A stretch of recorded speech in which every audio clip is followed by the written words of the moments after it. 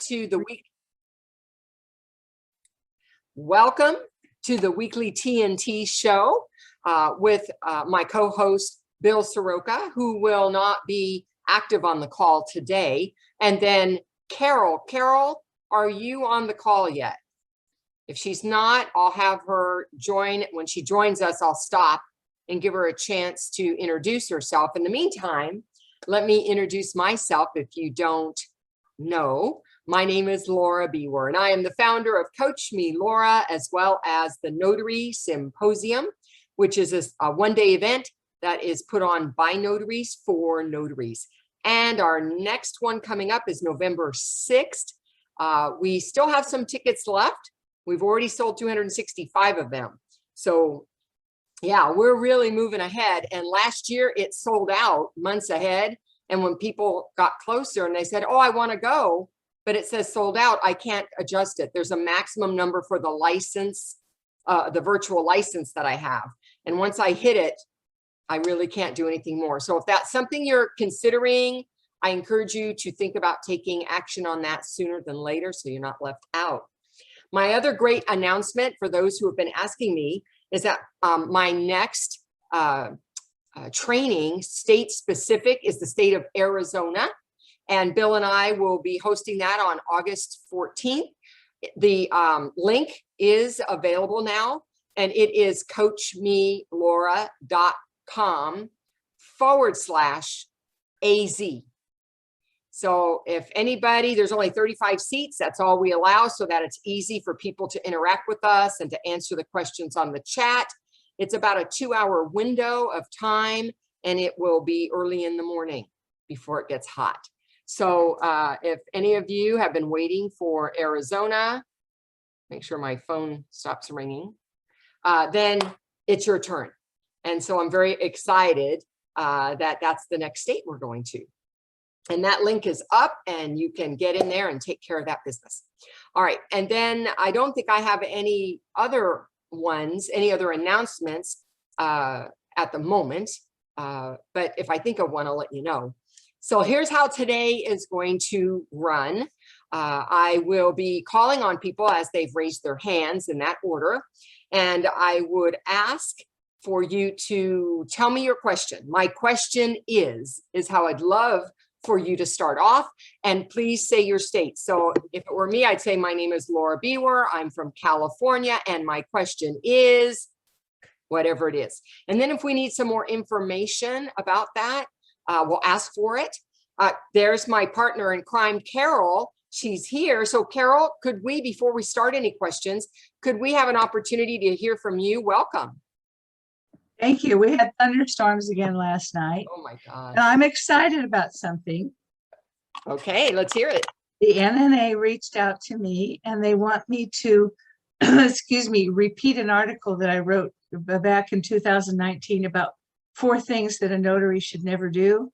And I've added 4 more things to it. So it's going to be an article about 8 things that notaries should never do. So I'm really excited. It's coming out on the bulletin next week. Fabulous. And so we got to hear that first here. So now when you see it coming, you'll know. Carol writes fabulous articles, and I'm so glad that the NNA is taking advantage of that and sharing your information, you know, with their readership, which is 100,000 or more. And I do have something. So Bill's not here today? No, he had to take care of some other business, so he got us started, and it's you and me, girl. Oh, okay. Before we end this today, I do have an announcement, something I need to address before we. Okay. And do you want to do that later in the show? Yeah. Yeah. Okay. At the end. I'll try to make sure that we make room for that. Beautiful. Okay. So we're going to start with our first person, and Lisa was very quick to get her hand up. So we're going to start with you, Lisa. And I just want you guys to know that if you post a question in the chat, I probably won't see it because I'm trying to monitor the hands and listen to the questions. But if somebody else knows the answer in the chat, feel free to jump in there and respond. What's beautiful is that we've got hundreds of notaries who all have different areas of expertise and years of expertise. And, you know, Carol and myself and Bill are not the only notaries who know the answers, right? We're not the end all be all. So if you want to jump in and help somebody out who asked a question, we would love that. I'll Okay. watch the chat too, Laura. Thank you, Carol. I appreciate that. So let's go to Lisa. Hi, I'm Lisa Oakes, and I am from Orchid, California. And my question is, I saw that Clyde was on the call, and since now we can do the multi-line in the journal, I want to put him on the spot and ask him if he wouldn't mind demonstrating what that looks like that would be California compliant, because I would like to get his journal. Yeah, I think his journal is compliant, and I think it's a fabulous journal. I've been recommending it. Clyde, where are you? Because I'm not seeing you. I'm coming. I'm There he coming. is. He's coming. All right. He's there. I'm I trying don't to put know my if you camera can- on. Yeah, you have your camera off, so I don't know if you can show us, but I can while he's getting ready. You can come back to me. No, well, I can tell you some things about what would make it compliant in terms of what the information was from the Secretary of State's office. And that was when you're doing more than one entry in the same line, the things that you cannot take shortcuts on is you need to name the notarial act for each one of those documents. And you need to list the fee for each one of those documents. And you need to have the name or description of your document for each one of those documents. So those three things need to be separate within your entry and clearly defined so that it's easy for somebody to see, oh, I see it was a deed, it was an acknowledgement, they charged them $15.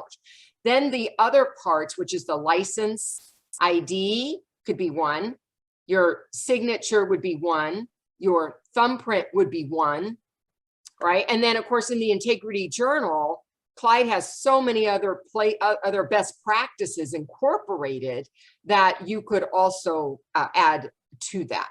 All right. And then you just have one date and the time you started with the appointment. So Clyde, maybe you could demonstrate how that might look. May I also ask, is it the location just one time? Yeah, the location is not actually a requirement in the first place in California. Are you kidding me? How did I Have not you know met me that? before now, Lisa?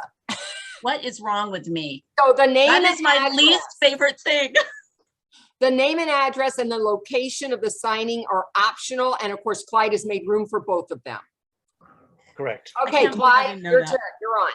Okay, so what I'm going to do actually to help on this is I will post a link into the chat, Thank which you. has the page where the videos are regarding the journal.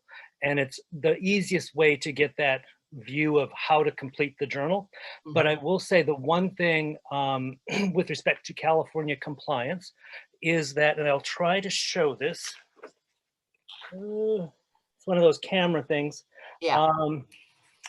So in the list of documents, you will see, you know, like the document name and then notarial acts, and then there will be a small blank line. That is the perfect spot then for you to enter the fee associated for that document. And by doing that, then you've done the one thing that's needed in the journal to be totally California compliant. So using the journal and putting in all the required elements and then adding the fee for each document, you are in total compliance with California. So can I circle where it says acknowledgement? Because Laura Yes, was saying, you so do. all those things, as long as I show exactly what they are, that's good? Correct. So, you know, basically you can, you know, the overkill is, say you've got a deed of trust. So you put a tick mark where the square is for a deed of trust. You would most likely circle that it's an acknowledgement. And then you would circle, if you had one signer or two signers, whoever they were, you would circle them. And then you would put in that little blank, whatever your fee is within California for a notarization. That is a dream come true. Thank you. You're welcome. Clyde, I have to tell you something. I use you. I use you and I abuse you because I tell everybody about your journal, but I also tell them he's a notary to pro graduate. Yes.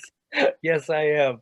I'm very appreciative. So thank you. Thank you. And I'm very proud of what you've done. Well, thank you for that question, Lisa. Thank you, Clyde, for hopping in and demonstrating. And did you say you post the links where they can find that? I will go over there now and copy that to post into chat. Excellent, excellent. And what I love most, here's what I love most, that Clyde is a notary who built a better mousetrap, right? We don't have to wait for somebody else to make things better for us, right? If we've got an idea, there's nothing stopping us. We do not need to be the NNA or any other big corporate organization, right? It starts with an idea. It starts with you. And I think Clyde just demonstrates what we all have within us. And so if you've got a better mousetrap, let's hear it. Look All at right, Notary Assist. Yeah, exactly. Notary Assist. It's a good example. All right. So now I've got Marlo. Is it Badillo? I'm going to ask you to unmute and lower your hand, Marlo. Somebody spray it here. And let's see if you're on. Okay. Marlo, are you there? Yeah, sorry about that. That's okay. This is Marlo from California, and my question is, just the other day I had, well, regarding power of attorneys and the acknowledgement. I had an acknowledgement, California acknowledgement that said where you add the principal's name, and then right below that, it asks for witnesses' names as well. Now, when you add the witness's name, do you also notarize their signatures? Yeah, if they are included within the acknowledgement, and I had seen that version of a power of attorney, I think Office Max sells it. It is asking for the principal's name and the two witnesses' names. And so all three of them are being notarized. It is not required to have those witnesses' names notarized. So it's, up to the client. If they don't want that, replace it with your own. If the principal doesn't, want to have to pay for all of that. But if you use that certificate, that's what it's asking for. Got it. And also you charge accordingly for the witnesses as well, correct? That's right, because the witnesses now became signers and it's up to $15 per signature. Sounds good. Thank you very much. That answers my question. It does. All right. Well, thanks for joining us today. It was great to have you on. Thank you. Okay, Glad to be on. let's see about Alicia Jones. Alicia? I'm mute. There I go. Oh, there you are. Okay. Question. Can't hear you. Louder. Where'd she go? Did we lose her entirely? There she Hello? is. All right, you're back. We see you and hear you. Well, we did. Can you hear me? I can hear you. I've been working with signing services, so I have a couple of signings under my belt, like over 300-400. But a lot of the new ones is asking for references. How do you go about getting references? Sure. From Carol, signing service? Carol, would you like to go first this time? Sure. Reach out to the signing services you've been working for. Yeah. Because, that's your best references. Just talk to them and see if you can get just a short little, excuse me, a little reference. Oh, excuse me, losing my voice. Has something to do with the pest control guy that just left my office. Yeah, reach out to the companies that you work for the most and that you have a good reputation with, a good rapport with people there, and they'll be happy to send you a reference. Okay. You can even prepare it yourself. You can type something up that they can just, create on their own stationery or send you an email so that you can send out. So I did that, Alicia, when I wanted to be Fidelity approved, and I needed to have 3 references. I went to the smaller signing services where I knew them. They knew who I was. And I told them, this is what I'm trying to do. I'd love to list you as a reference. in case they reach out to you, I wanted you to know that I've done that. Is that okay with you? And of course, they were all great, fabulous. And 2 of them offered, let me just write something up and send it to you by email as well. So if you're working for any companies regularly where they might know you, you're not just one of hundreds of notaries, that's who I go to. Does that answer your question? Well, kind of, but how do you, so I've done signings for these companies, multiple companies, but I'm probably just a number in a hat still. So how do I go from being a number in a hat to? Well, they keep records of what you've done. Sure. They know exactly what you've done. And if you've been an error-free person who's willing to act professionally and do a good job for them, they're more than happy to do it. I've found that over the years for sure. Okay. All right. Thank you. Because, as an introvert, I'm just like, I know I have to introduce myself, but it's like, oh, yes, I'll take the job. And it's like, I guess I have to get out there and just talk to these people and just get them to know who I am. So thank you guys very much. You're welcome, Alicia. Thanks for asking your question. All right. Take care. All right, let's take a look at Debbie Hudson. Oops, let me ask you to unmute. Debbie? Hello, I'm Debbie Hudson in Northern California, and my question is about verifying out-of-state driver's licenses or IDs. And I got an email about a product, Verilock, and it says it verifies identity in real time, app for notaries, state-of-the-art technology, protects notaries from fraud or forgery. And I was wondering if anybody else has heard of it or is using it, if it's worth it. I also saw a book on Notary Rotary about specifics for each state driver's license, and if there are any other suggestions for out-of-state ID verification. All right, Carol, I think you're familiar with Verilock, aren't you? Yeah, I've heard of it. I've heard it's very good. There's others. Excuse me, years ago, we actually got one from Budweiser Brewing Company. I don't know why, but they said that they had this book available and we bought one. It was great. Excuse me, there's several versions, but Verilock is supposed to be very good. And I think, Debbie, is Verilock a monthly subscription? I believe so. I haven't looked into it that much because if this group said it was not worth it, I wasn't taking it any further. All right, so I'll just tell you what I use. I don't happen to use that. I use an ID checking guide. And as Carol said, there's versions out there. I happen to buy the one that the NNA sells called ID checking guide, and it has all 50 states, color photographs along with their security features, their layouts, their numbering system, the term that they issue it for. So it gives and it also has like US passport, Canada, Mexico, all the stuff that we can handle. Now there's even more in there than what we're allowed to take in our state. So anybody that uses an ID checking guide, realize just because it's in there doesn't mean your state says yes. You need to know your state laws about what you're allowed to handle. But this would be an easy thing for you to look to verify. If you have Wi-Fi at your appointment and you want to go to the DMV of that state, that's another place where you could take a look at their security features. I highly, highly suggest that notaries examine that ID card for physical anomalies, for if they've got multiple pictures like California does, where you've got your main picture, then you've got ghost pictures, that they're the same picture. I mean, there are things that you don't even need a book to check out before you ever record it.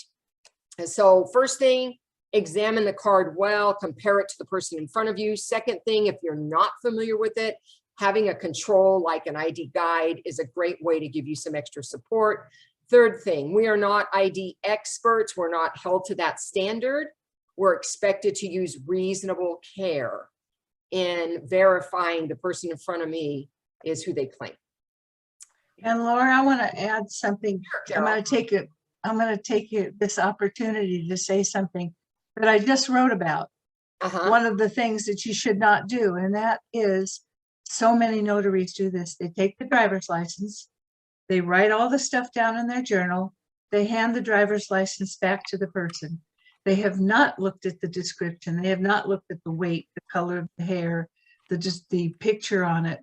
You need to examine it so carefully, because this is the only way that you are able to identify this person for real. Just putting down the numbers on it, the expiration date and the date that they issued it, it's not enough, not nearly enough. That's probably even if you didn't have a control, that right there is your best method, is taking the moment to verify, here's what you gave me to prove who you are. You're standing in front of me. Let me compare. So thank you for that question, Debbie. I hope that was helpful to you. Thank you. All right, Hudson. Now I have another Debbie. This Debbie is, I think, Debbie Gillis. Are you available? I am. Thank you. All right. Hi, Welcome. Carol. And thank you very much for the Florida training. If those of you who haven't signed up yet for her Arizona training, it was really worth it. I am from Florida. I had my first signing this morning. Yay. It was I was so blessed. It was close by. It was a small package. It was a seller's package. And my question is, I have two very quick questions. First of all, on the deed of trust, these documents were from Maryland, and the certificates were so far from what we require here in Florida.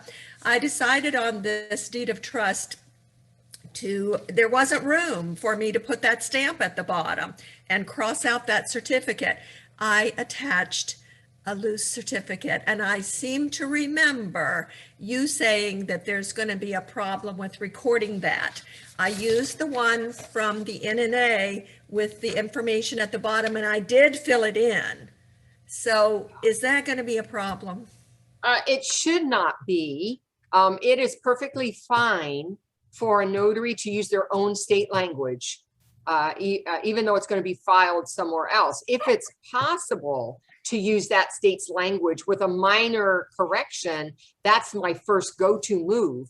But if it's too difficult or I can't keep my signature seal on the same page, I write "see attached" on the actual signature line of my certificate, and then I attach my certificate form, and I make sure I identify on the certificate form what the document belongs to. And that county recorder's office is supposed to accept it, because there's reciprocity amongst the 50 states for acknowledgements. Okay. And better for you to be compliant with your state laws than try to use a certificate that wasn't going to comply. Florida, guys, has mandated language like California, and they have to have a couple of extra elements that the rest of you don't have to have. And if there's no place to put it, don't use it. The problem is when it's in the middle of the paragraph and it says that I'm a notary in Maryland, when you start crossing out so many things, it looks bad. I would not be crossing stuff out in the middle of the certifications. The venue I would fix. I could add my stamp that said type of ID and method of appearance. These are easy fixes. But if you're actually having to strike any part of their certification, just stop. Replace it with your own. And your other question? Secondly, there was a post-closing contact information sheet, and they had tiny little circles for us to check where they wanted the copy package. And of course, I brought the second set, and then the proceeds, wired or a check. Now, there was another document that allowed her extensively to put in her information for the check and where she wanted it mailed to and all of that. But that little sheet that had the circles where she wanted that check mailed to and the copy package, we didn't do. Now there's power of attorney. There's two different power of attorney documents in this package. There was a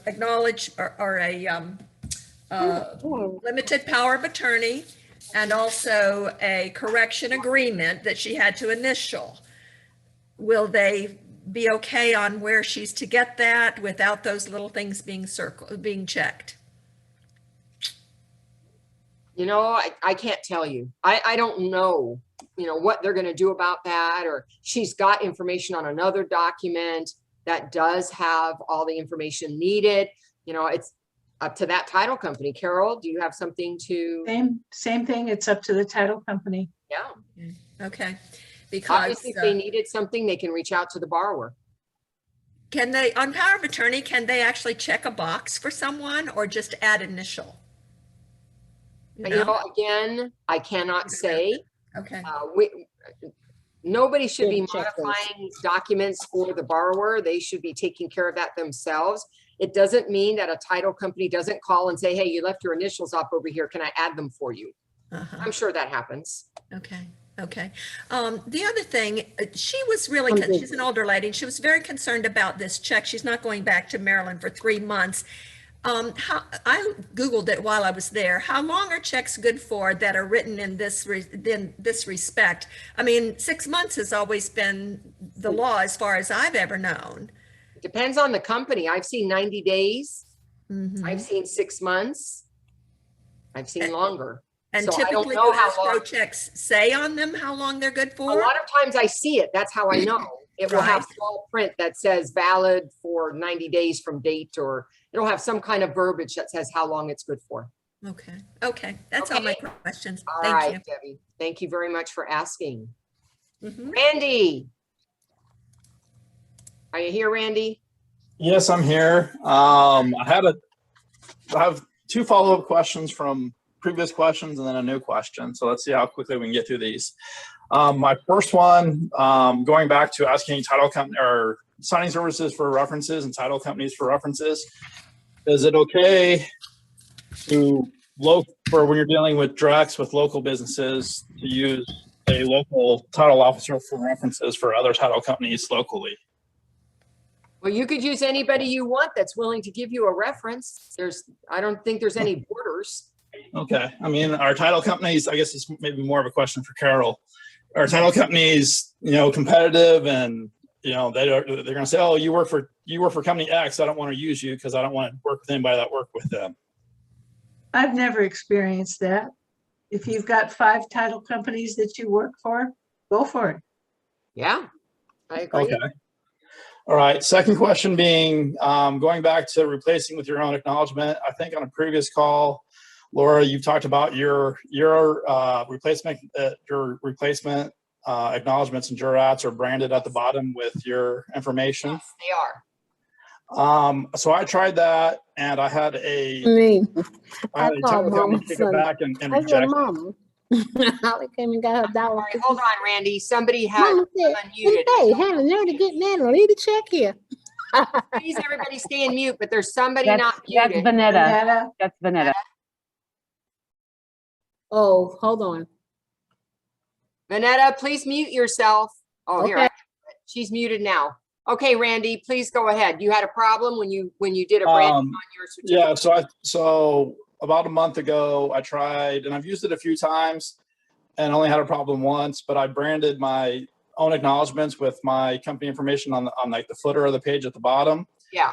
And the title company, it was on the lender documents, but the title company rejected it on behalf of the lender, saying that they wouldn't accept that before it was even sent to the lender, and asked for asked me for a new acknowledgement without that information at the bottom.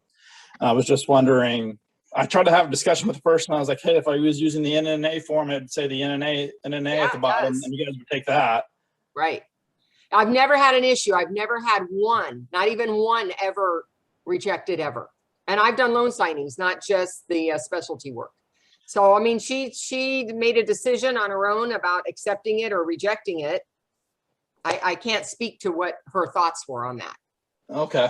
I was just wondering if you'd had issues with that, No. or if it was just a rarity of a one-off. And then my third question, my new question is, I was out signing a couple of weeks ago, and this one's still not really bothering me, but just kind of, I guess, advice of how you guys would handle it. So I went to a signing, and it was a younger couple. They were buying a house, and I'm going through the presentation. And when we walked in, they had everything very specifically set up at their kitchen table. They were ready to go. And they said, okay, we're going to sit on this side. Why don't you go ahead and sit on this side? and they had pens laid out and they had everything ready to go, and their IDs laying out for me, which was really nice. Everything was prepped. And I'm doing my presentation, and about halfway through, I look across between them, and I noticed they had a little table set up that had some books and stuff on it. In the middle of it, they had a security camera that was pointing straight at me. Oh, And I'm going to assume that it was recording my presentation and our transaction. And I didn't say anything at the time because we were already in the middle of it. I have confidence in my skills that I'm not going to say the wrong thing or anything like that. But has anybody else faced that issue, or how would you address it? Well, first of all, I have not. But if it did happen to me, you're supposed to ask permission before you record anybody, right? In California particularly, but I'm sure other states have privacy laws. Yeah, Washington's a two-party consent. I wouldn't have an issue either. If they said, hey, do you mind if we record this? No issue for me at all. Again, because I know what I'm doing. There isn't anything that I would be afraid to be on film. But that's my personal feel. Somebody else may not like that. So Carol, what do you think? I would have no problem with it, but I can see where it could be a problem if, it would make me a little uncomfortable, I think, to have somebody, taping this whole thing, but I would do it. It wouldn't bother me. But I do think that they should ask permission first. Yeah. Right. Like my only thought, it wasn't that they were recording or they wanted to ask. It was that, to me, it was kind of like a deceitful, like, oh, we're going to hide the camera here in the middle of everything, point it straight at the table. Hopefully they don't notice. We're not going to say anything ahead of time. Well, yeah, you know what? I would have pointed and said, what are you recording here? Let's have everything on the table. What's going on? It doesn't mean you're not going to allow it. It just means you want everything above board. So if somebody didn't ask me first, but I could see it was happening, I'd say something. That's all. I would say something and say, okay, it's okay with me. Oh, I'm a star today. Yeah. Man, I should have put on my game face. Okay, Randy, are we good? Yes, thank you. You're welcome. Before I call up the next person, which is Daryl, so just know you're on deck, Daryl. I'd like to take a moment for Phil Shannon because he has a couple of announcements and I'd like to give him a moment to do so. Hi, Phil. Hey, Laura, it's great to see you. I just left Modesto an hour and 20 minutes ago. So I'm back in San Jose, but couldn't do the Peking restaurant thing this time around. So I apologize. But I just wanted to thank, I talked to Bill a little while ago. He's doing some saint-like work right now. So let's put him in our prayers for what he's dealing with. But it's really exciting to be part of this great group of TNT. It's always a pleasure to be able to tell you folks about some of the things that we're doing. I know Bill and I actually just recently finished our podcast for the Side Hustle Lounge. And we're really excited. I think that's coming either end of August or 1st of September, but you have to watch all of August to make sure you get me. So make sure you watch all of August of the Side Hustle Lounge. Bill and I have a really very similar philosophy in regard to business, our mindsets and all that. And it's really more a conversation about mindsets and how to accomplish great goals. So please make sure you take advantage of that. But today, as most of you know, we've done a lot of our Zooms right after TNT. And today we have one again. I will post my number, and Laura, if you can do that, I don't know if you have the technology to do that as well. Post my phone number in the chat. And what I will do is I'll send you a link to the Zoom if you don't have it. It is a reoccurring link. So if you had it from last time, you should have it this time as well. But we're going to introduce, again, how to protect and grow your business, how to develop another source of income. And we have an amazing promotion going on this month that will make you aware of as well. So we look forward to seeing you right after TNT. We will be giving you all the information that you need to be able to protect, grow your business, make you a better notary, and just make you better at all the things that are important in your business. So Laura, Bill, Carol, I thank you so much for giving me the opportunity. And don't miss Notary Symposium. You better be quick because the tickets are going fast, aren't they, Laura? Pretty crazy. They are. Yeah, they really are. Very excited. Awesome. Thanks, guys. All right. Thank you, Phil. All right, we are going to move on to Daryl, who I said was going to be next. So Daryl, go ahead and unmute yourself. I saw you here somewhere. Where'd you go? Can you hear me? Oh, I can hear you now. Okay, all right. Thank you. I'm calling from California, and I have two quick questions. Great. The first one is, I put my seal on a deed of trust that had California language in it as the acknowledgement. But the client called me back and said that he couldn't record it, that it needed to have my acknowledgement attached. My question is, I've already put my seal on the deed, so I don't really know why I need my acknowledgement attached, because the other one, the deed had the language in it, but he said that he went to record it and they wouldn't do it. So I am going to go back and bring the acknowledgement, but my question is, should I stamp it? Well, Daryl, let me just clarify what I'm hearing, because I'm not sure if I'm hearing everything correctly.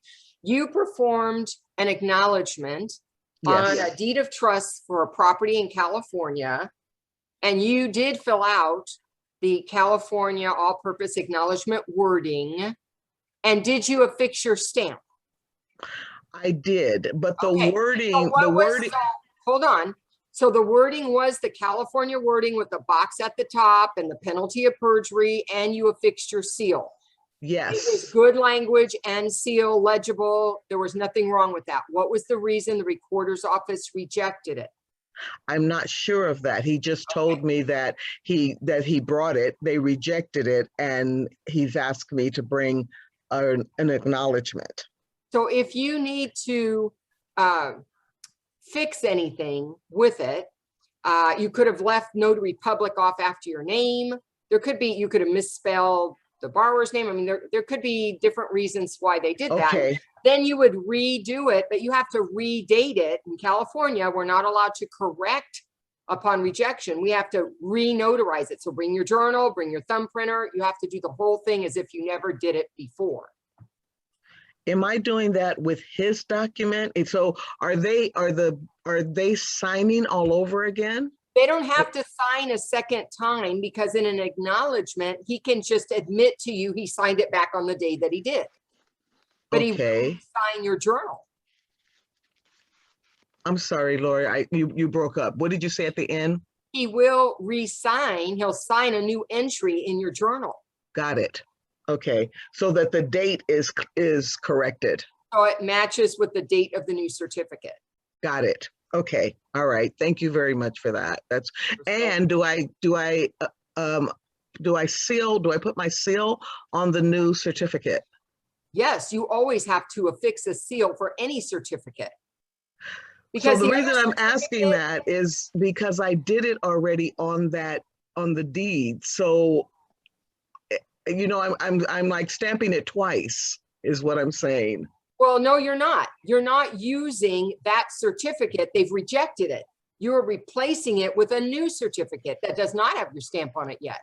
Correct. You're not, you didn't stamp the document, you stamped your certificate. No, so in the beginning, I stamped his document, which is the deed, and the language is in the middle of the deed. So it's there. You know what I mean? They're rejecting that notary. Okay. They're still, Daryl, they're still rejecting not his document, they're rejecting your certificate. Something is wrong, and you're going to add your own certificate. The one that's bad, that's been rejected, right? See attached certificate. Got it. Okay. Thank you. Now that's great. Replace it with the new one. Okay, that's perfect. Beautiful. My second question, hopefully it's much easier. When I'm working on a power of attorney or a trust, is it okay for me to be a witness? So you're in California. California law does not address witnessing, and so the recommendation is probably not a best practice, but sometimes that's what happens. You just need to do it, and you can. However, you can only do it if the witness's signature does not have to be notarized. So as long as you're not notarizing the witness's signature, then you're okay. Okay, perfect. That's it. Thank you very much for your help.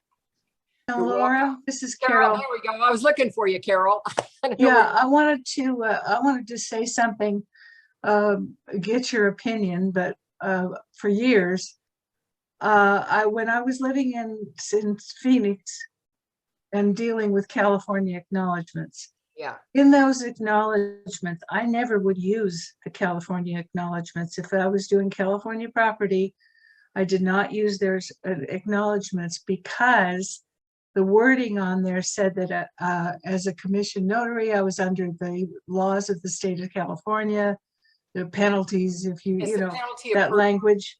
Yeah. So I never used the California because I was not commissioned in California. I was not under the rules and regulations of California, and always used my state acknowledgements. I And that's substituted your them. option. That is her option, or any notary's option. Now, how can I use that? I go where it says state of, strike California, and I put your state there, because you are under the penalty of perjury laws for your state, and it's an easy fix. So Yeah, you have but a I choice. just didn't like the strikeouts. I didn't want to do the strikeouts. So you have a choice. You could choose not to strike it and make it your state, and replace it instead. The reason that I recommend doing that is I always try to use that state's acknowledgement if it doesn't break laws in my state for when it's a recordable document, because it lands better on their desk. They recognize it better than saying, what the hell is this? Right? Because ours looks a lot different than others. So Yeah. that's why I try to use it. But if I have to do more than the venue and change the state, I'm done. Now I'm going to change it out to my own. Yeah, and any other state, every other state in the country, I would always use the ones that were, you know, weren't California. Yeah, so it's an option. But Carol, the reason I was looking for you is we've got maybe 20 minutes left, and I know you wanted to make an announcement, and I didn't want to forget. Would you like to do that now? Yes. Kind of at the height of. And I apologize because I did not give you warning about what I'm going to say. Okay. I have made a decision. We have an overwhelming amount of students now, and I get to do nothing but mentor. Yay. It's taking a great deal of my time, but it's what I love doing the most. Yeah. And so this is going to be my last TNT. Oh, I know. Yeah. Everybody put on your. I really need to devote my time to my students. I love my students, my graduates.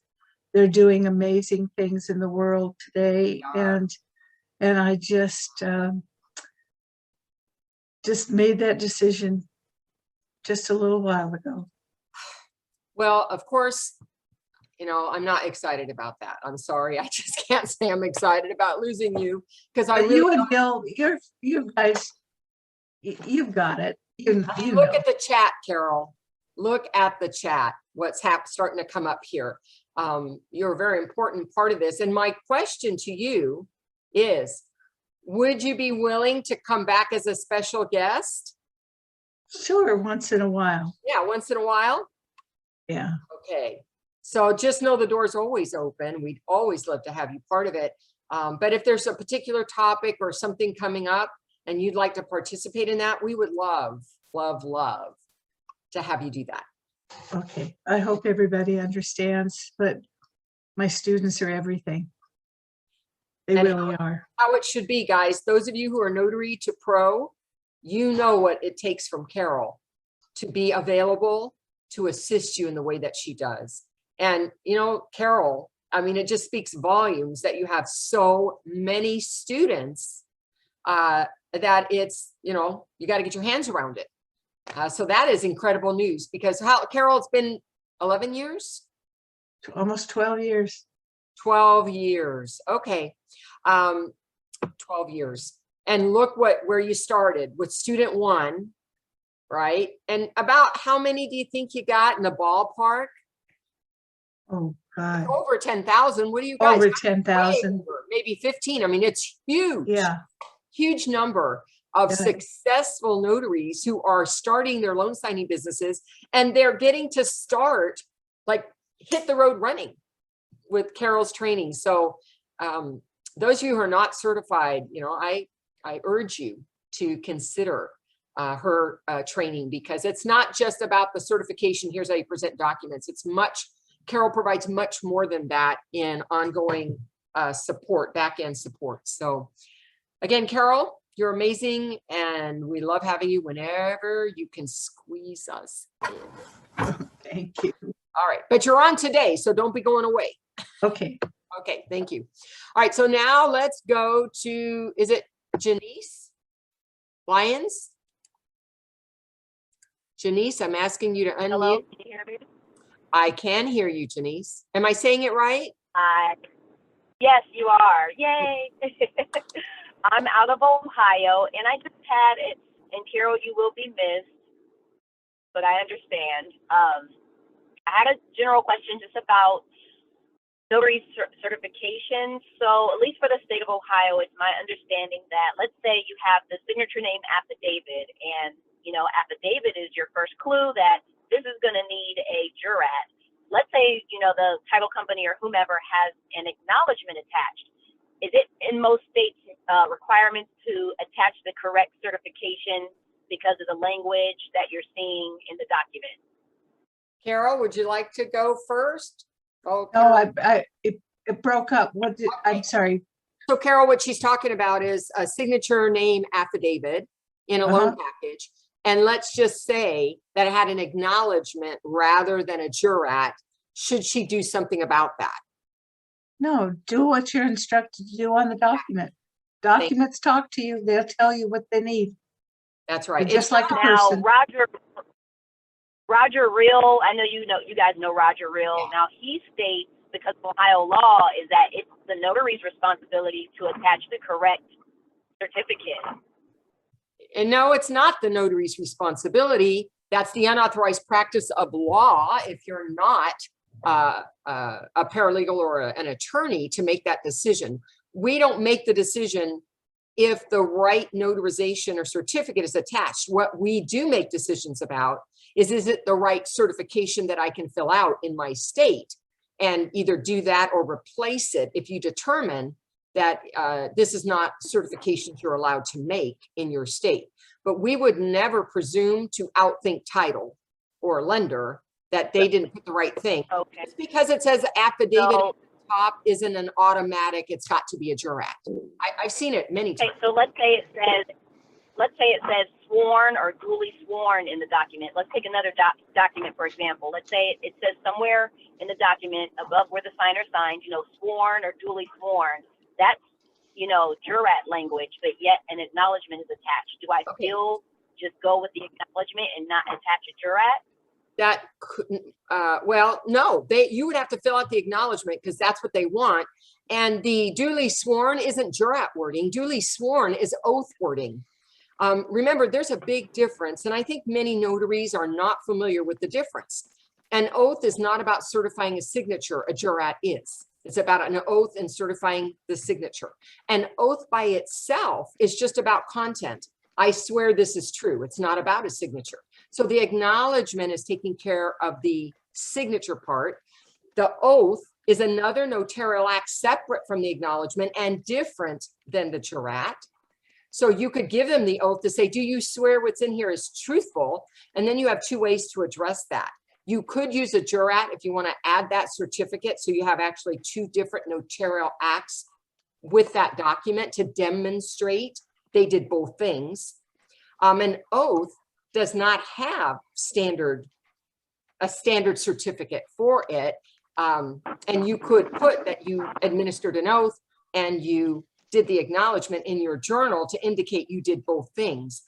So if Roger's saying add a jurat, I don't think he means instead of the acknowledgement. I think it's in addition to the acknowledgement so that whoever gets the document knows the signature was acknowledged and you performed an oath.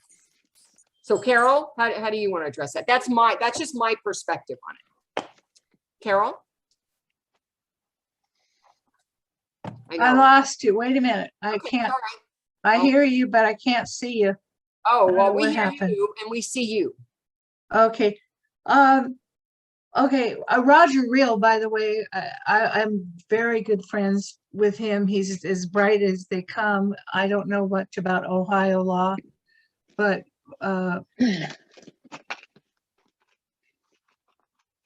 darn it, I'm having problems right now. Okay, Carol, that's okay. We Yeah, hear you so far. I agree with what you said. Let's just say All that. right, Carol. So the notary can make a determination. And actually, kudos to you, I want to say, because a lot of notaries may not have noticed that it says duly sworn up in the top of the document and that there's an acknowledgement at the bottom. They would have filled out the acknowledgement and moved on. So kudos that you would even realize that it's possible to have two different notarial acts in the same document, and you just need to address both. You need to administer the oath. You need to fill out that Okay. acknowledgement. And then if Okay. you want, I administer the oath, and then I usually attach a jurat just in case. Like, I don't mix their acknowledgement. I always fill that out, but I always Good. attach a jurat. But now I know that I might not need to attach a jurat. I just issue the oath. issue the oath and make sure you documented that you did it, because they've got your seal and they've got the acknowledgement. Right, right. Okay. Thank you.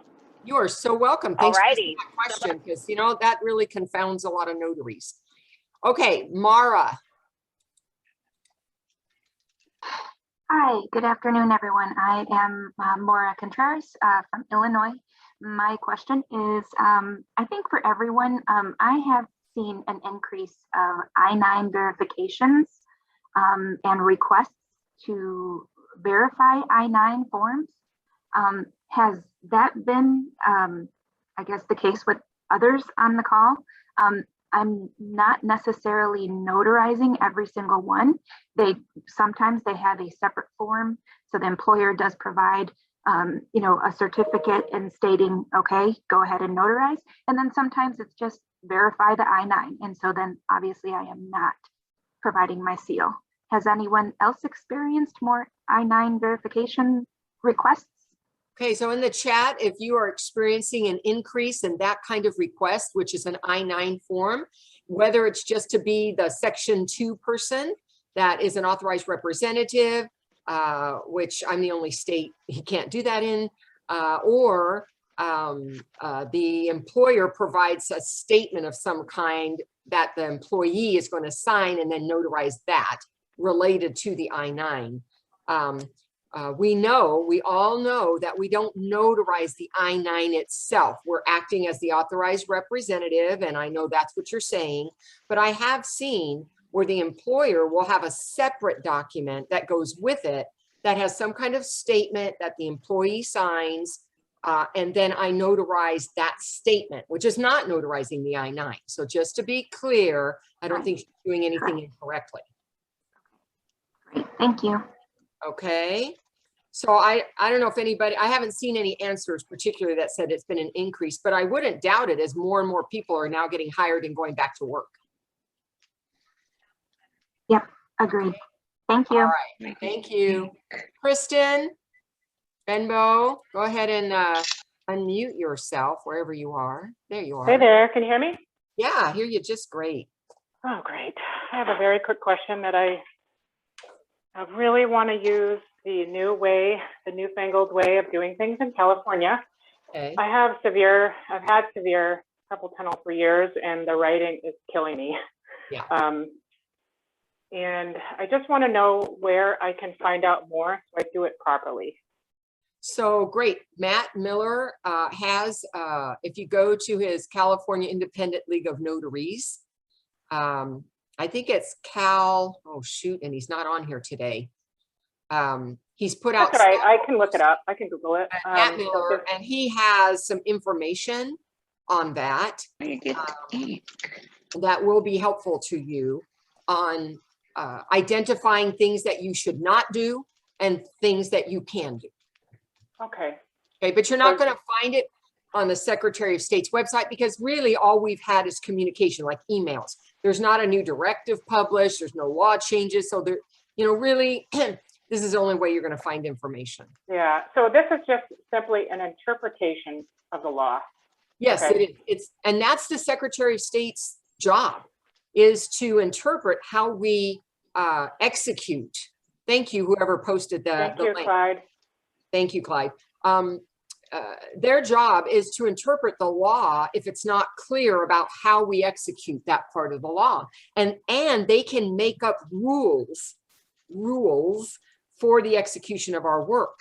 So that's why sometimes we will not see it in the law. It doesn't say, but then we'll see a newsletter published by the Secretary of State with what are called directives or rules that says, okay, this is what we believe the law is telling you to do. This is what you should do. So I've been doing a number of loan signings, and I've been hearing, oh, well, my other notary, you know, and we're talking, this just passed, or not passed, but, you know, the rule is interpreted rather recently. And I'm hearing, oh, well, my other notary, you know, only takes one thumbprint and one signature. And I'm like, how is this fair? Like, I keep hearing this over and over, and I'm in California, right? Well, yeah. So I just had a refi done before this was even announced, and he came in and got one thumbprint and one signature, and I was like, how are you doing this? Not fair. Yeah, there are people out there that just decided, you know what, this is how I'm doing it. And that was their decision, and they would have to live with if there were any consequences. And I want to remind people in California, we've had a huge change in staffing. Remember, we've got Padilla that left office. We've got Dr. Shirley Weber, who's in office. She's got new senior staff around her, and their ideas and interpretations may be different than the previous regime that was there, right? So whenever we have a big change in staffing like that, you're going to see this kind of thing happen. Cool. Okay, thanks, guys. I got to run. Bye. All right. Goodbye. I think I can take another one. Daniel, if you're still on. Hey, hello. Hey, Daniel. Hey, just very quickly, I wanted to talk to you about Ron real quickly. I, as you know, kind of embraced it, and it kind of worked good. I've had my first kind of hiccups with it, and I wanted to kind of share them. Just because your state says it's okay to do Ron, I've had to redo 3 of these now. I had to do them live because while the notarizations themselves went smoothly, it's not always guaranteed that the ultimate person that needs to receive the documents, whether it could be in this case it was an in-state organization. It is highly recommended that they do, but it is not required that they accept those. And so somebody says, hey, I want to do a remote notarization. I now have to include a scripting that says, hey, be sure that wherever this thing goes, they're going to take a remote notarization. Because now I've had to redo 3 of them. One was in California, one was here in Oregon, and then the other one was actually in the Philippines, where they don't accept them ever, which I should have told them that. California I knew would be shaky because they don't allow them yet. But in Oregon, I figured this was going to Fish and Wildlife. And I figured, okay, well, it's legal in Oregon now. So, and I said, nope, they didn't take it. They said that they've been told they are recommended, but they don't have to, and they don't. So if people who are doing Rons, let's, before you go all crazy, because I went crazy, and I'm doing pretty good with them. But, and they just renewed them in Oregon. I know, Laura, you and I had a conversation about that, but it got renewed like the day before or hours before it was set to expire. Right. And what you told me was what would happen. And so just be careful with that. I don't want people to get caught up in doing that and then, oops, wait, I got to redo it. You got to kind of, there's a caveat, and maybe the guy at the other end of that document won't take it. So thank you.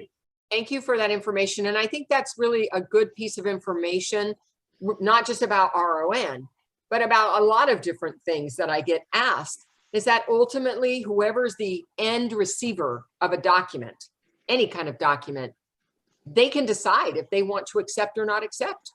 You know, a lender can say yes or no, regardless of I was within my legal right to do it that way. So just know that some of these issues will come up for us, because that if we're not dealing with the end receiver of the document, we may not know till later that there was an issue. So thank you for sharing that, Daniel. Carol. I want to give a hip hip hooray to Carol and a big wave. Yeah, Carol, before we decide to close today's show, could everybody say whatever it is you want? Heart, yay, snaps in the chat. We love you, Carol. Yahoo! Thank you, Carol. Everything. I'm gonna miss you. all the best. We'll miss you. Love you so much. I'm gonna miss everybody here. I am, but I really feel that my place needs to be more with my graduates and students. Totally Which a lot of you are here, so. Yeah, so a lot of you who are Carol's students, you still get to be in touch with her, right? Because she's a mentor, you've graduated from her program or you're in it. We will continue to recommend people to go to Carol. If you haven't been certified with her, join her group because there's a lot of great support. Carol does primetime notaries. When's your next one, Carol? I think it's next Thursday. Yeah, so that primetime notary Zoom call is hosted through Notary to Pro, and that is a great opportunity. Again, sometimes it's Carol, sometimes she has guest speakers on. What a great opportunity to learn and grow. So lots of ways for you to stay connected. Okay. Thank you. So I already miss you already, Carol. Thank goodness. Well, you and I, we're gonna get together. The next primetime notaries is the 18th of August. That's Wednesday. Thank you. Oh, thank you. August. Thank you. Thank you. I think Beth shouted out that for us. Thank you so much. I'm going to let everybody go for today. Next week, same time, same channel. Bill will be running it, and I look forward to seeing you all again. Take care. Bye, everyone. Thank you. Bye. Bye.